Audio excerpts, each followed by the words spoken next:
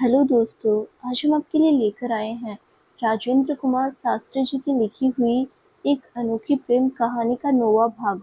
अगर आपने इस कहानी के पहले के 8 भाग नहीं देखे तो उनका लिंक मैंने इस वीडियो के डिस्क्रिप्शन बॉक्स में दे दिया है, आप वहां जाकर देख सकते हैं। तो चलिए आगे की कहानी शुरू करते हैं। चांद फलक पर था। मौसम काफी खुशगवार हो चुका था। आज ठंड भी ज्यादा नहीं थी क्योंकि आसमान में हल्के बादल छाए हुए थे। चांद बादलों की रजाई से कभी बाहर आ रहा था तो कभी फिर से अंदर दुबक रहा था। इससे कभी चांद की रोशनी नजर आ रही थी तो कभी अचानक से ही अंधेरा हो रहा था। रुद्र ने अपने फोन को एक तरफ रखा और सोने के लिए बिस्तर लगाने लगा। वो आज अदिति को अपने साथ गाड़ी में बैठाकर हॉस्पिटल से शाम को ही लेकर आ चुका था। इस दौरान उसके साथ नुपुर और उसकी माँ भी थी। वो अब ठीक थी। डॉक्टर ने उसे वक्त पर सोने और स्ट्रेस फ्री रहने की सलाह दी थी। यही वजह थी कि उसने आज हल्का खाना खाया और उसके बाद वो जल्दी ही बिस्तर पर सोने चली गई थी। लेकिन रुद्र अगस्त्या से बात करने की वजह से देर से ही सो रहा था।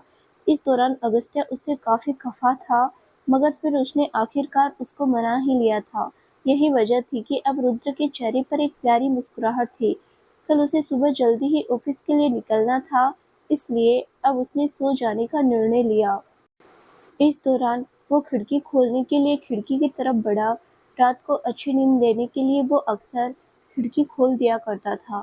उसने जैसे ही खिड़की खोली, उसने देखा अदिति उनके घर के पीछे की तरफ के गार्डन की बेंच पर अकेली बैठी हुई थी।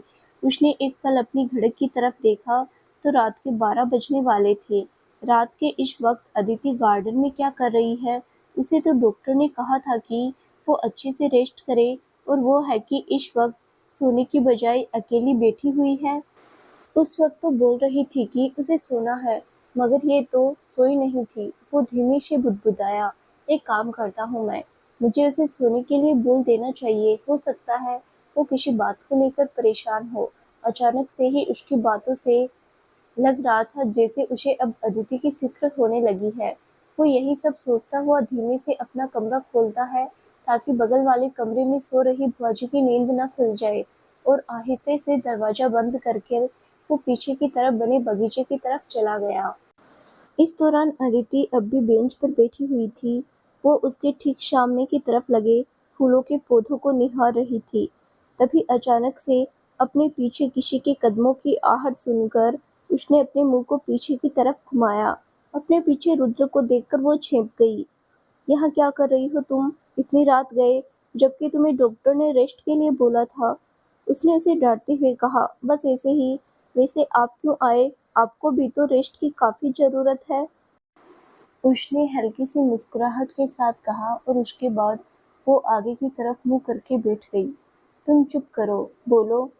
एक बार आप कह रहे हो कि मुझे कि मैं चुप रहूं, और दूसरे ही पल आप बोल रहे हो कि मैं बोलूं। उसने आंखें दिखाते हुए कहा। जिसके बाद रुद्र कुछ नहीं बोला। वो जाकर उसके पास बेंच पर बैठ गया। एक नजर भर उसने उसकी तरफ देखा और उसके बाद फिर से सीधा मुंह करके बैठ गया। चलो बताओ, अब तुम बेहोश कैसे हो गई थी? बस ऐसे ही। उसने एक बार फिर रुद्र को कुछ भी बताना सही नहीं समझा। वो जानती थी कि अगर वो रुद्र से ये कहती कि नितिन ने उसे प्रपोज किया है तो फिर वो बखेड़ा खड़ा कर देने वाला था। यही वजह थी कि वो चुप थी। तुम बता रही हो या नहीं? चलो बताओ, क्या बात हुई थी? और मैंने सुना है कि तुम्हारे साथ पास्ट में कुछ हुआ है। क्या हुआ है, बताओ। उसने फिर से उसे आंखें दिखाते हुए पूछा। मैं आपके किसी भी सवाल का जवाब देना ज़रूरी नहीं समझती हूँ। आप जा सकते हैं, और मुझे प्लीज़ चैन से बैठे रहने दीजिए। मेरा मूड ऑफ है। अदिति के इतना कहते ही वो चुप हो गया और गार्डन में लगे पौधों को निहारने लगा। इस दौरान झिंगुरों की आवाज़ के अलावा कुछ भी सुनाई नहीं दे रहा था। बाहर गली में चंद आवारा कुत्ते भौंक रहे थे। बाकी सब और घोर शांति थी। वो नज़र उठाकर अदिति को एक बार फिर से देखता है। उसके कान के झुमकों का निचला हिस्सा हवा के झोंके के साथ हिल रहा था, जिसकी वजह से झुमके से आने वाली खनक उसके कानों को एक अलग ही सुकून दे रही थी। वो एकटक उसको निहार रहा था, और यही वजह थी कि अदिति खुद को नर्वस महसूस कर रही थी। उसे बड़ा अजीब लग रहा था। सालों बाद वो उसके इतने करीब आकर इस तरह से बैठा था। वो भी बिल्कुल पास, तो फिर उसके दिल की धड़कनों का तेज होना तो लाजमी ही था। वो उसे उठकर जाने का बोल देना चाहती थी, लेकिन वो अच्छे से जानती थी कि लाख कहने के बावजूद भी वो वहाँ से नहीं जाएगा। आखिर जिद्दी जो था वो यही वजह थी कि वो मन ही मन फुसफुसाई, एक चंगे भले इंसान को इस खड़ूस के जैसे लोग चैन से एकांत में बैठने तक नहीं देते। पता नहीं किस बात का कीड़ा है जो बार बार मुझसे आवारा सांड की तरह लड़ने के लिए आ जाता है। वो एक पल उसकी तरफ घुरकर देखती है। उसके हिलते होठों से वो समझ गया था कि वो उसको लेकर ही कुछ न कुछ बुदबुदा रही है। तुम मुझे गाली दे रही थी क्या? रुद्र ने उसकी तरफ घुरकर देखते हुए पूछा। मैं भला आपको क्यों गाली दूंगी? आप मेरे लगते ही क्या हैं?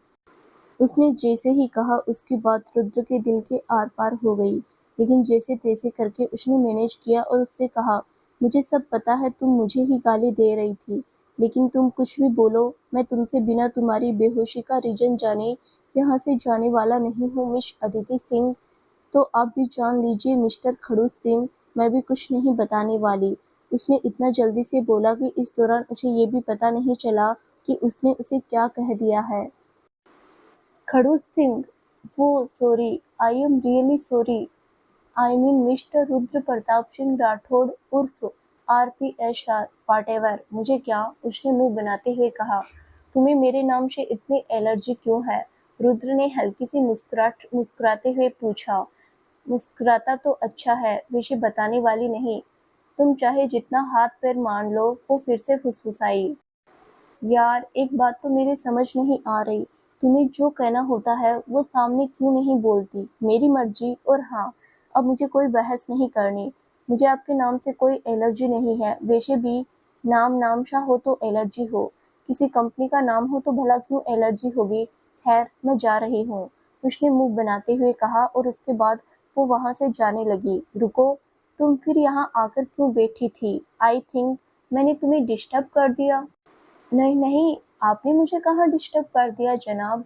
आपकी जबान से तो अमृतवाणी बह रही थी और हम ग्रहण कर रहे थे। आप जैसे युग पुरुष के मुखमंडल से कुछ भी सुनने को मिल जाए तो हम तो कृतार्थ ही होंगे ना। डिस्टर्ब भला कैसे हो सकते हैं? तो अपने खुले बालों को झटका देकर बोली। इस दौरान उसकी आंखों में चंचलता साफ झलक रही थी। मतलब तुम नहीं बताने वाली? वो उसकी तरफ बढ़ा। नहीं, बिल्कुल नहीं। जी हाँ, बिल्कुल नहीं, क्यों बताऊँ मैं? उसने फिर से उसको आंखें दिखाते हुए कहा, लेकिन रुद्र पर इसका कोई जोर नहीं चला। उसने उसके हाथ को पकड़ लिया और मरोड़ा। शर्म नहीं आती होगी ना, एक अबला नारी को इस तरह से परेशान करते हुए। ये अगले जन्म में पक्का रीछ बनेगा, देख लेना। वो फिर से आगे का वाक्य फुसफुसाते हुए बोली। बताओ, मैंने कहा ना मैं नहीं बता रही। उसने गुस्से में हाथ को झटकते हुए कहा और उसके बाद वो जाने लगी। तभी उसने फिर से उसके हाथ को पीछे से पकड़ लिया। देखो, अब हमारे बीच वैसा कुछ भी नहीं है रुद्र। आप जान लो और ये भी जान लीजिए, मैं आपको कुछ भी नहीं बताने वाली हूँ, उसने क्रोधित होकर कहा और हाथ झटक दिया। उसके ये शब्द रुद्र के दिल के आर पार हो गए। वो वहीं खड़ा रहा।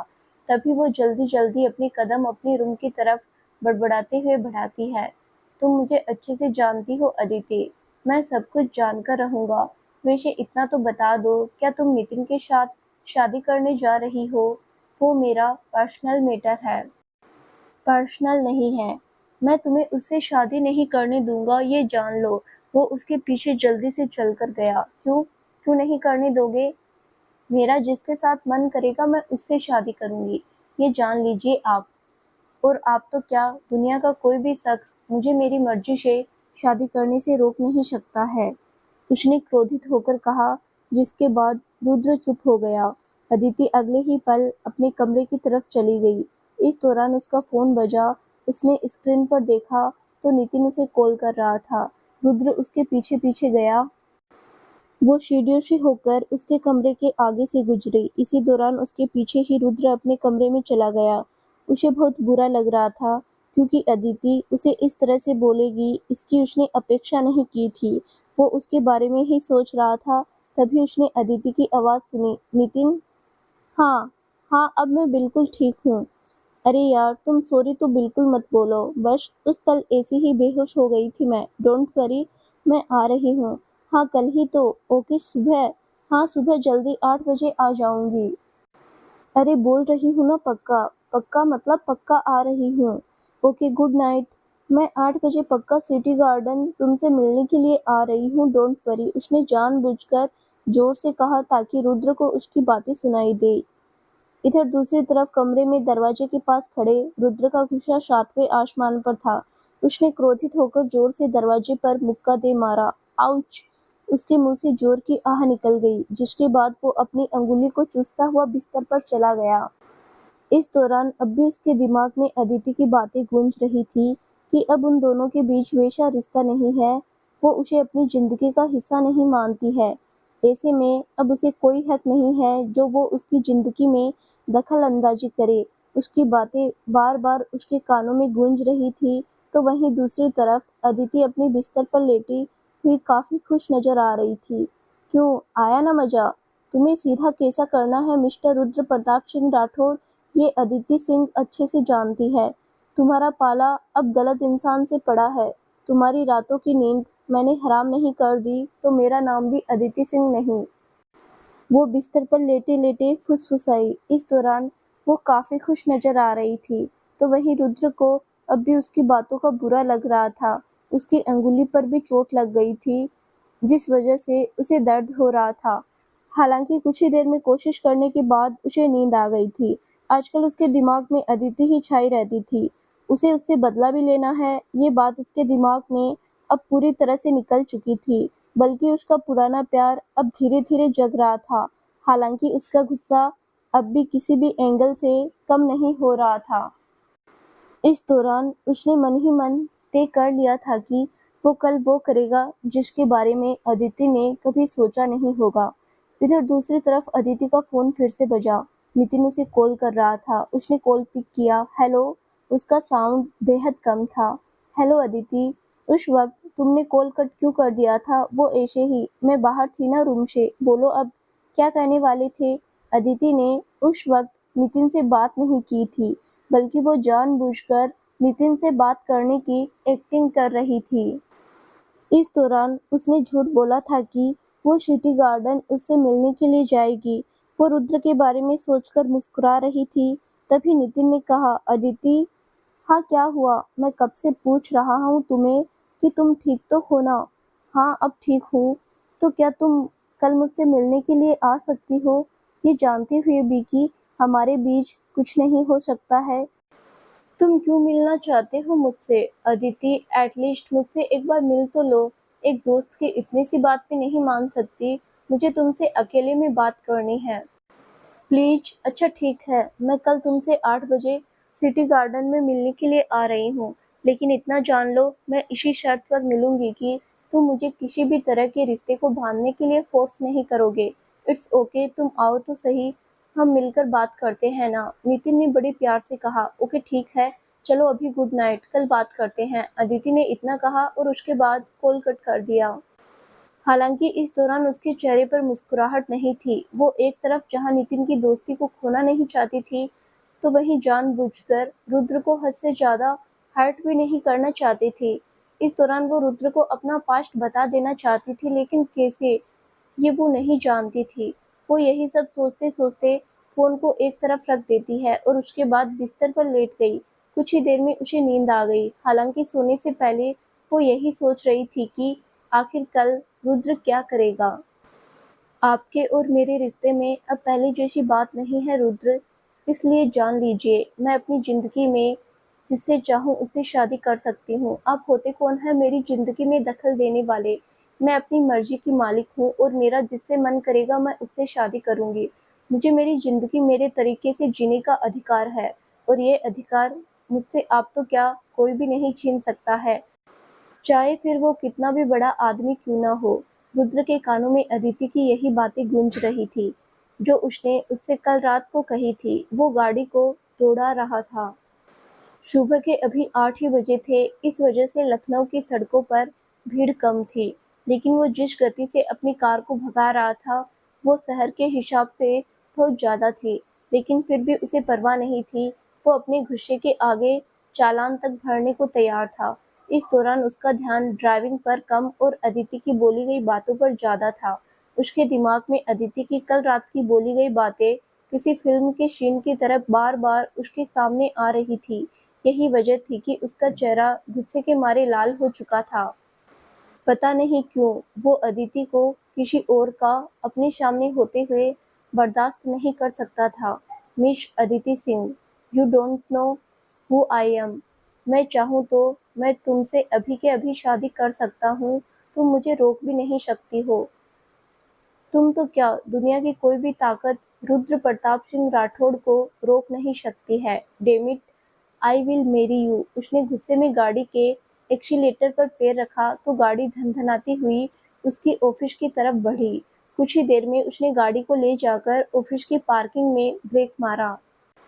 ब्रेक इतनी जोर से मारा गया था कि वहां खड़े सभी लोग गाड़ी के टायर्स की आवाज सुनकर भौचक्के हो गए थे। ये स्टूपिड कौन है जो इतनी तेज स्पीड में गाड़ी को लेकर यहाँ आया है? एक लड़की ने डरकर भागते हुए कहा। तभी उसने जैसे ही देखा कि उस गाड़ी का ड्राइवर कोई और नहीं बल्कि उसका बॉस है, तो उसका चेहरा खुला का खुला रह गया। Sir, Rudra sir. उसके मुंह से बस इतना ही निकल सका। उसकी सिट्टी-पिट्टी गुम हो गई क्योंकि उसने रुद्र के चेहरे को देख लिया था। वो गुस्से के मारे तमतमाया हुआ था। Oh my God! अब क्या होगा? अब कैसे झेलेंगे इस खड़ूस को? आज तो ये बैंड ही बजा देगा। उसने कांपती हुई आवाज में कहा। इधर दूसरी तरफ रुद्र ने अभी तक अपनी गाड़ी की खिड़की को खोला नहीं था। उसने गुस्से में स्टीयरिंग पर जोर से मुक्का मारा और दांतों को पीसते हुए बोला, मैं आज तुम्हें नितिन का किसी भी हाल में नहीं होने दूंगा, मिस अदिति सिंह, फिर चाहे कुछ भी हो जाए। उसने क्रोधित होकर कहा। इस दौरान उसके दिमाग में वो पल बार बार घूम घूम कर आ रहे थे जब वो और अदिति दोनों ही एक हुआ करते थे। वो उससे बहुत प्यार करता था, मगर वक्त के साथ उन दोनों के बीच बहुत दूरियां आ गई थी। जब उस रोज रुद्र उसकी जिंदगी में कई सालों के बाद आया था, तब अदिति ने उसे आई लव यू भी बोला था। उसे बखूबी याद था वो रामलीला मैदान। लेकिन उसके बाद जिस तरह का उसने अदिति के साथ बिहेव किया, उसके चलते अदिति उससे नफरत करने लगी थी। यही वजह थी कि अब रुद्र से यह सहा नहीं जा रहा था। वो चाहता था अदिति उसको हर छोटी से छोटी बात बताए, मगर अदिति अब उससे बात तक करना पसंद नहीं करती थी। हाँ, कभी कभी उसकी बातों से लगता वो अब भी उससे प्यार करती है। जैसे जब वो बीमार हुआ था तो वो उसको हॉस्पिटल लेकर गई थी, मगर जैसे ही वो ठीक हो गया उसके बाद उसने फिर से उससे दूरियां बना ली। आई नो, तुम मेरे साथ ये जानबूझकर कर रही हो। मैंने तुम्हारी आज सारी हैकड़ी नहीं निकाल दी तो देख लेना। उसने क्रोधित होकर कहा और उसके बाद एक बार फिर गाड़ी को स्टार्ट कर लिया। What happened? ये सर गाड़ी से बाहर क्यों नहीं आ रहे हैं? अविनाश धीमे से बुदबुदाते हुए उसकी तरफ बढ़ा। सर, जरा ठहरिए तो। वो दौड़कर रुद्र की तरफ जाने ही वाला था कि तभी उसने गाड़ी को फुल स्पीड में रिवर्स लिया और उसके बाद बाहर निकल लिया। सर, वो आगे कुछ बोल पाता इतने में ही रुद्र वहां से जा चुका था। सिवाय गाड़ी के टायरों से उड़ती हुई धूल के अलावा अब वहां कुछ भी नहीं बचा था। वो गोली की रफ्तार से जा चुका था। ये सर को क्या हुआ है पता नहीं, एक लड़की ने जवाब देते हुए कहा, जिसके बाद अविनाश ने अपने फोन से रुद्र को कॉल लगाया, मगर उसने उसकी कॉल का जवाब नहीं दिया। यही वजह थी कि उसे बहुत अजीब लग रहा था कि आज आखिर रुद्र को क्या हो गया है, जो वो इतने गुस्से में क्यों है। उसे इस बात का भी डर सता रहा था कि भला वो इतने गुस्से में ऑफिस आने के बाद एक बार फिर कहाँ जा रहा है। तो वहीं दूसरी तरफ रुद्र ने गाड़ी को अब सिटी गार्डन की तरफ मोड़ दिया था। वो जानता था अदिति वहीं गई है क्योंकि आज सुबह नाश्ता करते वक्त फिर से नितिन का कॉल आया था। उसने उससे मिलने की बात की थी। नाश्ता करते ही जहां अदिति तुरंत सिटी गार्डन की तरफ निकल गई थी, तो वहीं दूसरी तरफ वो ऑफिस की तरफ आ गया था। हालांकि अब रुद्र ने तय कर लिया था कि वो अदिति और नितिन को किसी भी हाल में एक नहीं होने देगा। उसने गाड़ी की स्पीड को बढ़ा दिया। इधर जहां रुद्र गुस्से में तमतमाया हुआ सिटी गार्डन की तरफ बढ़ रहा था, तो वहीं दूसरी तरफ अदिति नितिन के पास अभी पहुंची ही थी। नितिन पहले से ही बेंच पर बैठा हुआ था, तो वहीं अदिति उसके पास जाकर बैठ गई। इस दौरान वो दोनों एक दूसरे को कुछ देर के लिए तकते हैं। वो कुछ नहीं बोली। उसका दिल जोरों से धड़क रहा था। वजह साफ थी, उसने अपनी जिंदगी में रुद्र के अलावा किसी और के बारे में पार्टनर के रूप में कभी सोचा ही नहीं था। भले ही उन दोनों के बीच अब सही नहीं था, यहाँ तक कि अदिति खुद ही नहीं चाहती थी कि वो दोनों एक हो, क्योंकि उसका पास्ट उन दोनों के बीच आ रहा था। तो वहीं दूसरी तरफ वो ये भी नहीं चाहती थी कि वो नितिन के साथ आगे बढ़ जाए, क्योंकि उसने उसे दोस्त से ज़्यादा कभी नहीं समझा था। उसे चुप देखकर नितिन ने बात की शुरुआत की। कल के लिए रियली सॉरी अदिति, अब कैसी हो तुम? आई एम फाइन नाउ, और तुम्हें सॉरी बोलने की कोई ज़रूरत नहीं है नितिन, उसने मुस्कुराते हुए कहा। पर फिर भी सच में मैं बहुत गिल्ट फील कर रहा हूँ अदिति, उसने दुखी होकर कहा। अरे तुम तो सच में सेंटी हो गए हो यार, इतना भी मत सोचो, उसने प्यार से कहा। थैंक यू मुझे समझने के लिए, इट्स ओके। चलो अब बताओ, तुमने मुझे क्यों बुलाया था? वो कल की बात अधूरी रह गई थी ना, इसीलिए। अच्छा कहो, मैं कल तुम्हें यही कहने वाला था कि विल यू मैरी मी? तुम्हारा जवाब था मैं शादी नहीं कर सकती, क्योंकि मैं खुद को तुम्हारे काबिल नहीं समझती हूँ। अदिति, उसने प्यार से उसका हाथ अपने हाथ में लिया।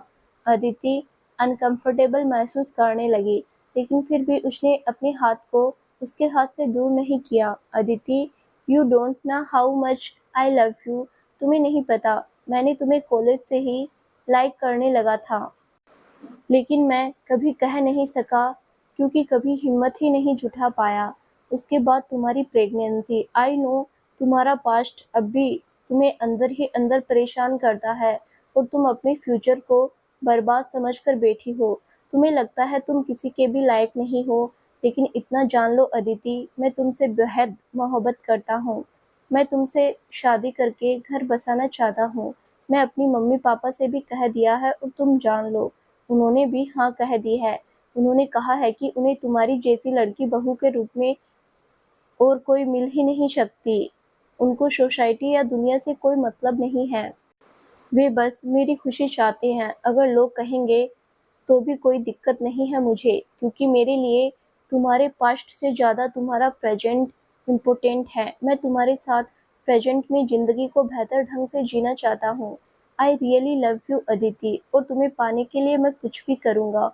वो एक सांस में ही सब कुछ बोल गया, और अदिति, वो बस चुप थी। उसकी आंखों से आंसू बहने लगे। उसने कभी नहीं सोचा था कि नितिन उसे इतना प्यार करेगा, मगर वो तो अब भी रुद्र से ही प्यार करती थी। हालांकि यह बात और थी कि वो खुद उसके काबिल नहीं समझती, लेकिन इसका मतलब ये तो नहीं ना कि वो किसी और का प्यार स्वीकार कर लेगी। ऐसे ही न जाने कितने सवाल उसके दिमाग में कौंध रहे थे। वो नितिन को जवाब दे देना चाहती थी, मगर फिर भी चुप थी। बोलो अदिति, क्या तुम सच में मेरे साथ जिंदगी को आगे नहीं बढ़ाना चाहती हो? क्या तुम रुद्र को भुलाकर मेरे साथ आगे बढ़ सकती हो? उसने एक बार फिर उससे पूछा, मगर अदिति अब भी चुप थी। उसके दिमाग में सवालों का भूचाल आया हुआ था, और जवाब वो अब भी उसके पास नहीं था। उसने जब कई देर हो जाने के बाद भी जवाब नहीं दिया, तो उसने एक बार फिर से पूछा, बोलो अदिति, तुम चुप क्यों हो? You know very well Nitin, मैं अब भी रुद्र से प्यार करती हूँ। आई नो, लेकिन मेरा प्यार तुम्हें जब अच्छे से पता था कि मैं रुद्र से प्यार करती हूँ, तो मुझसे प्यार करने का तो कोई सवाल ही नहीं उठना चाहिए था। तुम्हें अपनी भावनाओं पर काबू रखना होगा, पर प्यार तो किसी के काबू में नहीं रह सका है अदिति। आई नो, लेकिन मैं मजबूर हूँ नितिन, मैं अपने ही आगे मजबूर हूँ। मैंने रुद्र के अलावा किसी के बारे में नहीं सोचा है, और मैं ना ही कभी सोच सकूंगी। वो मेरी रग रग में बस चुका है। मगर इतना जान लो, मैं अब खुद को उसके लिए भी काबिल नहीं समझती हूँ। ऐसे में मैं अब अकेली ही अपनी जिंदगी बिताना चाहती हूँ। जब रुद्र नहीं तो फिर कोई नहीं। सो प्लीज अपनी दोस्त को परेशान मत करो। तुम्हें मुझसे कई गुना अच्छी लड़की मिल जाएगी नितिन। मेरा क्या है, मैं अकेली ही ठीक हूँ, उसने बड़े ही प्यार से उसे समझाया। ऐसे अकेली जिंदगी नहीं बिताई जा सकती है अदिति, एंड यू नो, तेरा सच जानने के बाद रुद्र तुम्हें कभी एक्सेप्ट नहीं करेगा। वो ऐसे ही नहीं करेगा, तो इतना सब जानने के बाद तो कोई सवाल ही खड़ा नहीं होता है बाबा, नितिन ने कहा। तो क्या हुआ नितिन, वो मेरा पर्सनल मैटर है। आई नो तुम मेरे दोस्त हो, लेकिन मैं नहीं चाहती तुम इस टॉपिक पर अब और बात करो। वैसे भी मैं चाहती भी नहीं कि वो मुझे एक्सेप्ट करे, क्योंकि मैं उसके लायक भी नहीं हूँ। लेकिन इसका मतलब ये भी नहीं नितिन कि मैं तुम्हारे साथ शादी कर लूं। अगर मैं रुद्र के साथ आगे नहीं बढ़ सकती तो किसी और के साथ भी आगे नहीं बढ़ सकती हूँ। और इस बार मेरा ये डिसीजन फाइनल है। प्लीज अब मुझे और कुछ नहीं सुनना है, उसने खिंचते हुए कहा। पर अदिति, एटलीस्ट मेरे बारे में तो सोचती तुम। ये तुम्हारे बारे में क्यों सोचेगी मिस्टर नितिन? अचानक से अपने पीछे से उसने जैसे ही रुद्र की रोबीली आवाज सुनी, उसकी हालत बात से डरी किसी कमेडी की भांति हो गई। उसका बदन डर के मारे कांपने लगा, तो वहीं दूसरी तरफ अदिति का चेहरा गुस्से के मारे लाल हो गया। कुछ ही देर में रुद्र उन दोनों के सामने आ गया। मिस अदिति सिंह, मैंने तुम्हें साफ बोल दिया है कि मैं तुम्हें शादी नहीं करने दूंगा, और तुम इस तरह के चुरकुटों को अपने साथ रखना बंद करो। तुम्हारे लिए मैं ही परफेक्ट हूँ, मुझसे बेहतर तुम्हें कोई नहीं मिल सकता है, उसने क्रोधित होकर कहा। मिस्टर रुद्र प्रताप सिंह राठौड़ उर्फ RPSR एंड व्हाटएवर आप होते कौन हैं मेरी जिंदगी में दखल देने वाले? मैंने आपको कल रात को ही बोल दिया था कि मैं अपनी जिंदगी में जो चाहूँ वो करूँगी। आप मुझे फोर्स नहीं कर सकते हैं। वो गुस्से में किसी शेरनी की तरह गुर्राती हुई उसकी तरफ बढ़ी। नितिन मौका देखकर वहां से निकल लिया। अदिति समझ गई थी कि अब वो उसके कहने पर भी नहीं रुकेगा, लेकिन फिर भी वो जानती थी कि आज रुद्र को जवाब देना जरूरी है। उसने उसकी आंखों में आंखें डालकर जब उसे घूरा तो रुद्र उसकी तरफ बढ़ते हुए बोला, और अगर मैंने फोर्स किया तो तुम्हें अच्छे से पता है अदिति, मैं कैसा हूँ। उसने गुस्से में अपने दांतों को पीसते हुए कहा। मैं आपको भी अच्छे से पता है मैं कैसी हूँ। अदिति मर सकती है लेकिन झुक नहीं सकती है। मैं तुम्हें बर्बाद कर सकता हूँ, मैं तेरे घर को खरीद सकता हूँ। आई नो तुम फाइनेंशियली काफ़ी वीक हो चुकी हो। मैं फाइनेंशियली वीक हूँ या फिजिकली, लेकिन इतना जान लीजिए, मुझे फुटपाथ पर सोना मंजूर है, लेकिन मैं किसी के भीख में दिए हुए पैसों को एक्सेप्ट नहीं करूंगी। मैं मर जाऊंगी लेकिन आपसे एक पैसा भी नहीं लूंगी, उसने गुस्से में उसकी आंखों में फिर से देखते हुए कहा। तो तुम जान लो, मेरे साथ आगे न बढ़ने का डिसीजन तुम्हें बहुत महंगा पड़ेगा। धमकी किसी और को देना आप। मेरा नाम अदिति सिंह है, राजपूत हूँ जात से। झुकने वाली तो मैं भी नहीं, राजपूत तो मैं भी हूँ। तो क्या वही होगे जिन्होंने मुगलों के आगे सिर झुकाया होगा? मैं झांसी की रानी से कम नहीं, उसने आंखें दिखाते हुए कहा। बकवास बंद करो Aditi, I want to marry you, उसने गुस्से में उसकी कमर पर हाथ रखते हुए कहा। And I don't. जब से मुझे पता चला है कि आप निहायती गिरे हुए इंसान हो, तब से मैंने मन बना लिया है कि मैं कुंवारी मर जाऊंगी, लेकिन मैं आपसे तो शादी ना करने वाली। अदिति सिंह के दिन इतने भी बुरे नहीं आए हैं मिस्टर रुद्र प्रताप सिंह राठौड़, उसने गुस्से में खुद को उससे अलग करते हुए कहा। ए अदिति, यू नो, मैं तुम्हारे साथ आगे बढ़ना चाहता हूँ। रुद्र ने आज अपने मन की बात कह दी। वो इस दौरान भूल गया था कि उसे बदला लेना है। उसकी आवाज में अब गुस्से की जगह सॉफ्टनेस झलकने लगी थी। एंड यू नो, मैं नहीं चाहती, उसने एक बार फिर गुस्से में सामने जवाब दे डाला, जिसके बाद रुद्र की आंखों में आंसू झलक पड़े। एक बार फिर वो गुस्से से भर उठा। यही वजह थी कि गुस्से के मारे वो बुरी तरह से कांप रहा था, उसकी आंखें लाल हो चुकी थी। अगर उस पल उसको कोई अनजान शख्स आकर परेशान करता तो वो उसका वो हश्र करता जिसके बारे में उसने कभी सोचा तक नहीं होगा। लेकिन उसके सामने अदिति थी, वो उस पर हाथ तो किसी भी हाल में नहीं उठा सकता था। इधर दूसरी तरफ उसके साथ लड़ाई करके अदिति का भी मूड ऑफ हो चुका था। उसे नितिन पर गुस्सा आ रहा था क्योंकि वो बीच में भाग गया। उसने गुस्से में अपनी कार का दरवाजा खोला और उसमें जाकर बैठ गई। इस दौरान भी फुल स्पीड में गाड़ी को अपनी ऑफिस की तरफ दौड़ाते हुए ले गई, तो वहीं दूसरी तरफ रुद्र, वो अब भी अदिति के बारे में ही सोच रहा था। उन पलों के बारे में जो कभी उसने अदिति के साथ बिताए थे। जब वो लखनऊ आया था तब उसके सर पर अदिति से बदला लेने का भूत सवार था, लेकिन जैसे जैसे उसे पता चलने लगा कि अदिति के साथ में पास्ट में कुछ गलत हुआ है, तब से ही वो उसके बारे में अच्छा सोचने लगा था। उसका पुराना प्यार वापस लौट आया था, और ऐसे में वो अब चाहकर भी अदिति से नफरत नहीं कर पा रहा था। बदले की तो दूर की बात, अब वो चाहता था कि उन दोनों के बीच सब सही हो जाए। लेकिन शायद अदिति अपना फ्यूचर रुद्र के साथ नहीं देख रही थी। वो जानती थी, उसने जैसे ही रुद्र को बताया कि आज से 5 साल पहले वो किसी अनजान शख्स के साथ सो चुकी है और उसके बाद उसका बच्चा भी हुआ था, तो वो शायद ही कभी उसे माफ़ करेगा। वो यही सब सोचते हुए ऑफिस पहुंच गई, लेकिन रुद्र उस बेंच पर बैठा हुआ था। इस दौरान उसकी नज़र अदिति के फ़ोन पर पड़ी। उसका फ़ोन बज रहा था। उसकी दोस्त उसे कॉल कर रही थी, लेकिन उसने उसका कॉल लेने की बजाय कट कर दिया क्योंकि वो उसकी पर्सनल लाइफ को अफेक्ट नहीं करना चाहता था। उसने जैसे ही कॉल कट कर दिया, तो उसके फ़ोन के फ्रंट स्क्रीन पर उसने जो वॉलपेपर देखा, उसे देखकर वो मुस्कुराने लगा।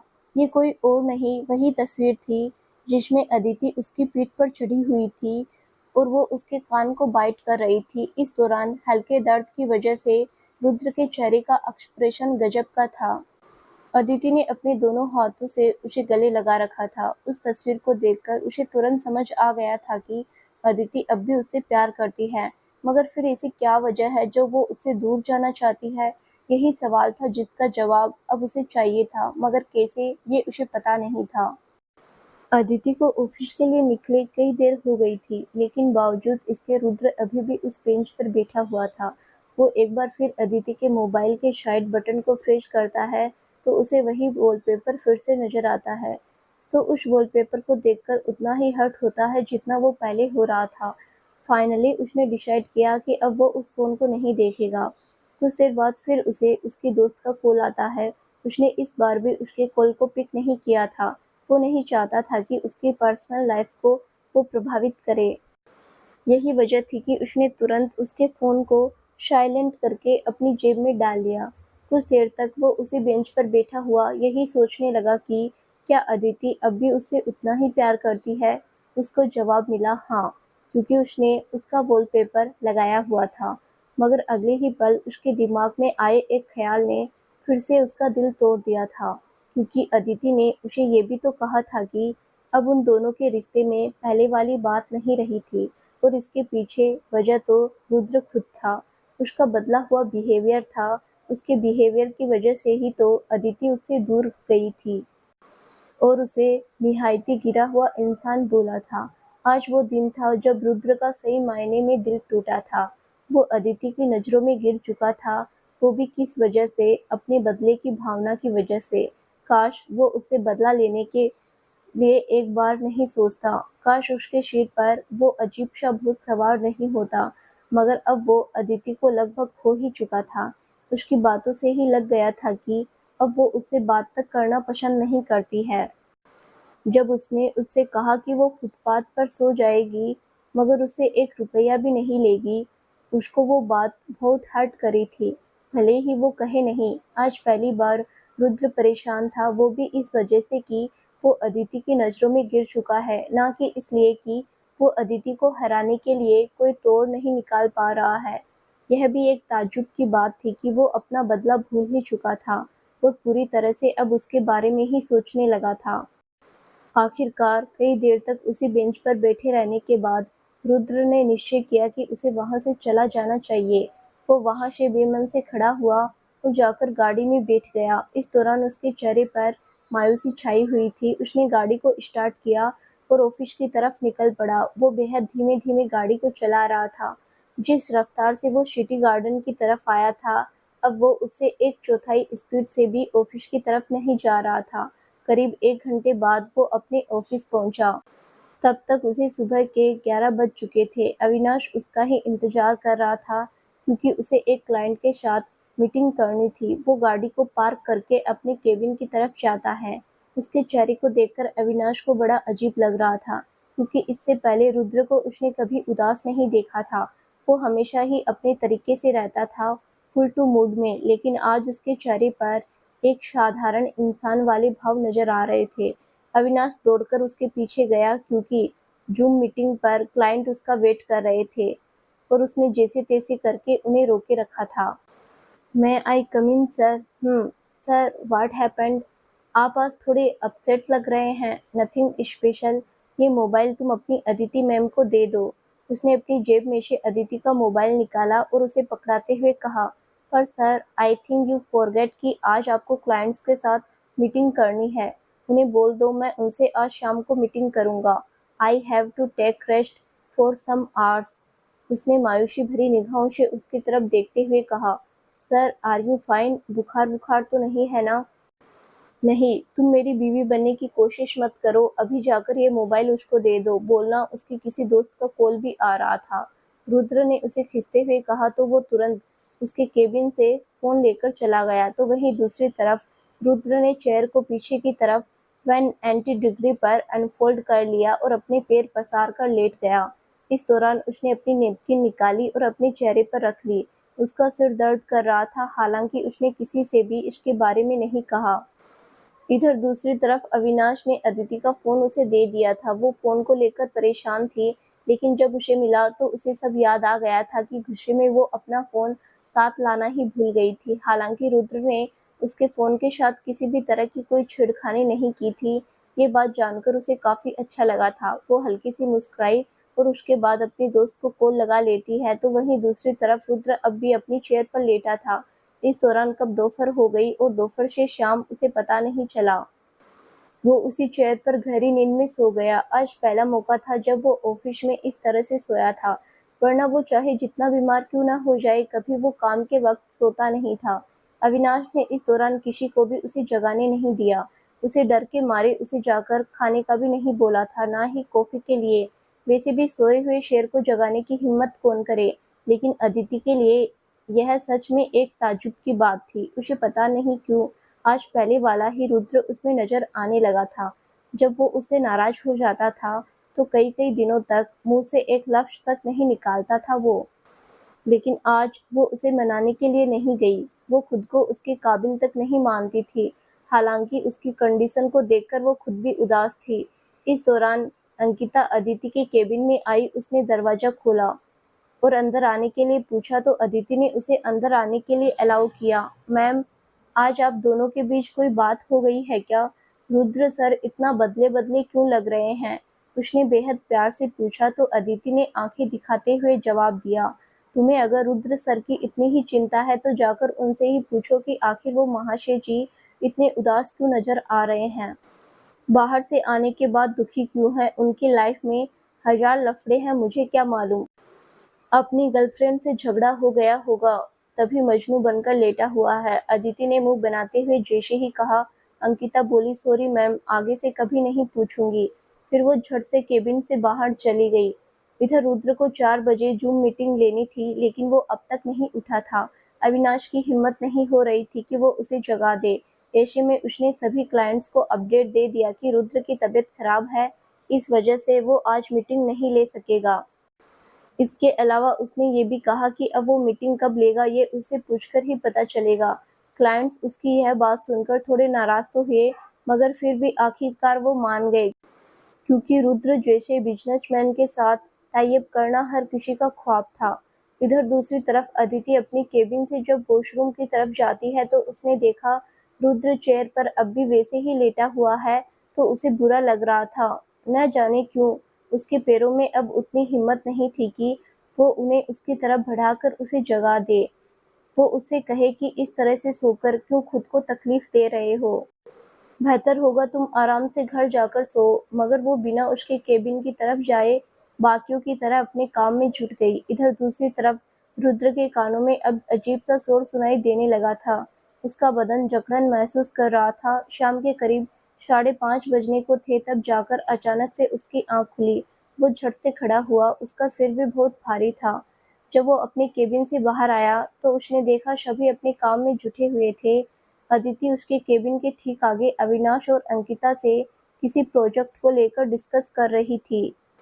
रुद्र को जैसे ही उन सब ने देखा तो अचानक से ही चुप हो गए। इवन वही नहीं, जो भी ऑफिस में बोल रहे थे वो भी सबके सब चुपचाप हो गए। वहां पिन ड्रॉप साइलेंस थी। अविनाश रुद्र की तरफ बढ़कर बोला, रियली सॉरी सर, जो मैंने आपको जगाया नहीं। आई थॉट कि आपकी तबीयत खराब है। अभी तो सर काम छोड़ने का वक्त हो गया है, सो इट्स ओके, मैं घर जा रहा हूँ, तुम सब संभालो। रुद्र ने इतना कहा और उसके बाद वो वहां से बिजली की रफ्तार से जाने लगा। पर सर, आप अदिति मैम को तो ले जाते। वो एक्चुअली उनकी कार को भुआजी ने बुला लिया था। तुम छोड़ देना, I have to leave. Rudra ने बिना पीछे देखे ही कहा और ऑफिस से बाहर आ गया। इस दौरान अविनाश ने एक नज़र भर अदिति की तरफ देखा। ये जानने के लिए कि कहीं उन दोनों के बीच कुछ गड़बड़ तो नहीं हो रही है, लेकिन अदिति ने अपनी नज़रों को झुका लिया। रुद्र ने गाड़ी को स्टार्ट किया और एक पल के लिए भी पीछे की तरफ बिना देखे अदिति के घर की तरफ निकल पड़ा। इस दौरान ऑफिस के हर एक स्टाफ मेंबर को लग रहा था जैसे कि वो वहां सिर्फ आज जमकर सोने के लिए आया था और जैसे ही उसकी नींद पूरी हो गई उसके बाद वो वहां से निकल गया हो। खैर, करीब आधे घंटे बाद वो अदिति के घर पहुंच गया। इस दौरान अदिति को उसका इस तरह का बिहेवियर बहुत अजीब लग रहा था, लेकिन वो कुछ नहीं कर सकी थी। शाम के करीब 6 बज रहे थे। इंदिरा गांधी इंटरनेशनल एयरपोर्ट के मेन गेट से टैक्सी स्टैंड की तरफ माया की मां नयनतारा जी जा रही थी। उसने टैक्सी वाले से कहा, भैया, राठौड़ सदन चलोगे? जी। रुद्र के घर राठौड़ सदन के बारे में सभी टैक्सी वाले जानते थे। वो दिल्ली का एक फेमस घर था। यही वजह थी कि उसने आगे का एड्रेस तक नहीं पूछा। उसने गाड़ी को स्टार्ट किया और माया की मां का सामान टैक्सी में रखा। वो अंदर जाकर बैठी ही थी कि तभी उसके फोन की घंटी बजी। उसने देखा तो स्क्रीन पर माया का नंबर दिखाई दे रहा था। हेलो माया डार्लिंग। ओ मम्मा, मेरी जान, आप कहाँ हो? बेबी, मैं बस पहुँचने ही वाली हूँ। Oh really? फिर तो जल्दी से आओ ना, आपके बिना तो सब सुना सुना लग रहा है। हाँ, सब पता है मुझे सुना सुना लग रहा है तुम्हें। वैसे तुम्हारे लिए एक सरप्राइज है। कैसा सरप्राइज मम्मा? सरप्राइज? बस जान लो कि अब तेरी माँ ऐसा पैंतरा चलाएगी कि फिर वही होगा जो हम चाहेंगे। क्या सच में मम्मा? हाँ सच में, बस मैं पहुंच जाऊं तुम्हारे पास, उसकी माँ ने चहकते हुए कहा। ठीक है तो आ जाओ ना मम्मा, बस आ रही हूँ माया डार्लिंग, आ रही हूँ, उसकी माँ ने फोन पर किस करते हुए कहा और उसके बाद कॉल कट कर दिया। इधर माया के चेहरे पर खुशी साफ झलकने लगी थी। आखिर पेत्रा बांच उसकी माँ रुद्र की लाइफ में तबाही मचाने के लिए एक नया प्लान लेकर जो आ रही थी।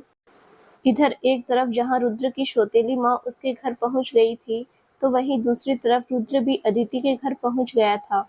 इस दौरान उसके चेहरे पर उदासी छाई हुई थी। वो लिविंग रूम में जैसे ही घुसा, अदिति की माँ की नज़र उस पर पड़ी। उन्होंने तुरंत उससे पूछा, अरे रुद्र बेटा, आज तुम इतना जल्दी कैसे आ गए और अदिति कहाँ रह गई? वो मैं ऐसे ही, थोड़ी सी तबीयत डाउन है आंटी और उसे अविनाश छोड़ देगा शो। उसने हल्की सी मुस्कुराहट मुस्कुराते हुए कहा। मैं तुम्हारे लिए चाय लेकर आती हूँ बेटा, तुम एक काम करो, जाकर फ्रेश होकर आ जाओ, उसकी माँ ने बड़े ही प्यार से कहा। मगर रुद्र का कोई खास रिएक्शन नहीं था। वो अपने रूम की तरफ चला गया। इस दौरान उसके चेहरे पर छाई हुई मायूसी को अदिति की माँ अच्छे से पहचान गई थी। हालांकि उन्हें इस बात का जरा सा भी पता नहीं था कि आखिर वो इतना उदास क्यों है। वो यही सब सोचते सोचते चाय बनाने के लिए किचन में चली गई। इधर दूसरी तरफ रुद्र जाकर अपने रूम में बिस्तर पर लेट गया। उसने अपनी आंखें मूंद ली। पता नहीं क्यों एक बार फिर वो अदिति के ही ख्यालों में खो गया। वो इसी दौरान क्रोधित होकर बोला, मुझे तुमसे प्यार नहीं हो सकता है मिस अदिति सिंह, मैं तुमसे नफरत करता हूँ और करता रहूंगा। वो गुस्से में अपने हाथ को दीवार पर मारते हुए कहता है। मगर इस दौरान न जाने क्यों उसका दिल उसके काबू में नहीं था। वो चाहकर भी अदिति से नफरत नहीं कर पा रहा था। हालांकि ऊपरी तौर पर जरूर वो खुद पर ही गुस्सा करता था। इस दौरान उसकी आंखों में आंसू भी झलक पड़ते थे। मतलब साफ था, अदिति को भुला पाना उसके लिए इतना आसान तो अब कतई नहीं होने वाला था। वो उसके बारे में ही सोच रहा था, तभी उसके रूम के दरवाजे पर अदिति की माँ ने दस्तक दी। लो बेटा चाय। अदिति की माँ उसके रूम के अंदर ही आ गई। आंटी, आपने क्यों तकलीफ की? तो क्या करती, तुम तकलीफ में जो थे, ऊपर से तुम्हारा सिर भी दर्द कर रहा था। ये लो टेबलेट, झट से तुम्हारा सिर दर्द ठीक हो जाएगा। अदिति की माँ ने उसे एक टेबलेट पकड़ाते हुए कहा। Thank you aunty. Thank you क्यों बोल रहा है, मैं भी तो तेरी माँ जैसी ही हूँ बुद्धू, उसकी माँ ने बेहद प्यारी मुस्कुराहट देते हुए कहा, जिसके बाद बदले में वो भी हल्का सा मुस्कुराया। तभी घर की डोरबेल बजी। शायद अदिति घर आ गई थी। अच्छा मैं चलती हूँ, अगर तबीयत और ज्यादा खराब हो तो मुझे बताना। ओके ठीक है आंटी। रुद्र ने इतना कहा, जिसके बाद अदिति की माँ चली गई। उनके जाने के बाद एक पल के लिए वो फिर से अदिति की फैमिली के बारे में सोचने लगा। पिछले कुछ दिनों में ही उन सबके साथ उसकी अच्छी बनने लगी थी। उसके पिताजी अब बोल नहीं पाते थे, मगर फिर भी उसे देखकर उनकी आंखों में जो चमक दिखाई देती थी, उसे देखकर रुद्र को अच्छा लगता था। लेकिन वहीं दूसरी तरफ उसे इस बात की भी टीस रहती थी कि एक वही थे जिन्होंने उसके पापा के साथ धोखा किया था। हालांकि सत्य क्या था उसे अब भी पूरा पता नहीं था। इधर दूसरी तरफ अदिति की बहन नुपुर कभी-कभी उसके साथ मजाक कर लिया करती थी, यहाँ तक कि भुआजी के साथ भी अब उसकी अच्छी बनने लगी थी। हालांकि इस दौरान उसने नोटिस किया कि अदिति के घर में कुछ तो चल रहा है। अक्सर वो जब भी आता था तो वो देखा करता था कि अदिति की माँ उसके और उसकी भुआजी के साथ कई बार किसी सीरियस मैटर पर बात कर रही होती है, और जैसे ही वो घर में प्रवेश करता उसके बाद वो सब चुप हो जाते। वो आजकल अक्सर अदिति की माँ के चेहरे पर मायूसी पाता, हालांकि वो मायूस क्यों रहती है ये उसे मालूम नहीं था। इधर जहाँ वो ये सब सोच रहा था तो वहीं दूसरी तरफ अदिति उसके घर में पहुंच गई थी। उसने रुद्र के बारे में कुछ भी नहीं पूछा। शायद इसकी वजह आज सुबह उन दोनों के बीच हुई लड़ाई थी। उसके चेहरे पर भी इस दौरान गुस्सा था। हालांकि मन ही मन रुद्र उसके दिमाग में डेरा डाले हुए था। उसे भी बुरा लग रहा था, मगर उसने चलकर उसको सॉरी नहीं बोला था कि आज सुबह जो उसने कहा इसके लिए सॉरी। खैर, उसकी माँ ने उससे अदिति से पूछा, अदिति बेटा आज रुद्र की तबीयत खराब थी तो तू उसे जल्दी ही भेज देती। मैं कौन होती हूँ किसी लाट साहब को घर भेजने वाली मम्मा। तुम जब भी उसके बारे में कुछ भी पूछा जाए तो गुस्सा करके क्यों बोलती है। वो है ही ऐसा, मुझे उसके बारे में बात नहीं करनी है, उसने क्रोधित होकर कहा। अच्छा ठीक है, पर मैं उसे बोल दे रही हूँ कल वो रेस्ट कर ले, ऑफिस जाने की कोई ज़रूरत नहीं है। As your wish. वैसे भी वहाँ कौन सा काम करता है, सबको डरा ही रखा है। अदिति ने मुंह बनाकर कहा। है, पर मैंने तो सुना है हमारी कंपनी के साथ अब कई सारे क्लाइंट जुड़ना चाहते हैं। हाँ, सुना तो मैंने भी है, पता नहीं खड़ूस के साथ जुड़ कैसे जाते हैं। खैर, मैं नहीं बात करना चाहती। तू ऐसा क्यों बोल रही है, इतना अच्छा तो है वो। तू अपनी छोटी बेटी की शादी क्यों नहीं करवा देती उसके साथ, इतना ही अच्छा है तो। उसने नुपुर की तरफ देखकर कहा। नुपुर बोली, मैं मैं क्या। देखो नाम लेते ही बकरी की तरह मिमियाने लगी ना। कोई लड़की उसको घास तक डालने के लिए राजी नहीं होती है, और आप कह रही हो कि वो इतना अच्छा है।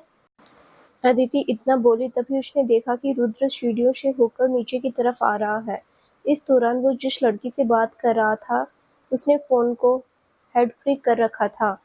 यही वजह थी कि सब उसकी आवाज़ सुन पा रहे थे। वो उस लड़की के साथ वीडियो कॉल पर था। तभी वो लड़की सामने से बोली, हाँ सर बिल्कुल, I really love to work for your company. मैं आपकी टेक्सटाइल कंपनी की ब्रांड एम्बेसडर बनने के लिए तैयार हूँ। Thank you Shivakshi. शिवाक्षी, ये कौन है। तो दोस्तों आगे क्या होगा जानने के लिए इस कहानी का अगला भाग जरूर देखें, जो बहुत जल्द ही इस चैनल पर प्रसारित किया जाएगा। धन्यवाद।